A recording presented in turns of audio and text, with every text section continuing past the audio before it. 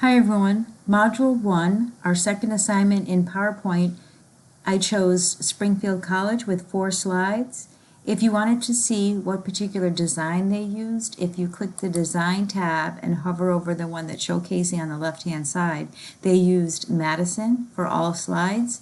You could select a color change if you'd like, and you can go into colors and choose more color choices, or I'll show you another way that you can choose a different design. So you'll type the information. I have the information as a preview in a Word document, and you can add any pictures that you'd like.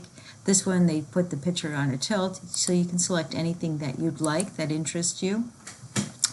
But another thing that's pretty interesting is if you choose design, and again, you can choose any design that you'd like, but if you notice there's only so many that are available here. If you click File, New, what appears here are the ones that are in the design, but if you actually search online, I'm going to type in school, and you have much more to choose from. And again, you could type any theme, and you'll get PowerPoints related to that. So I'll stay with school. And I'll select one,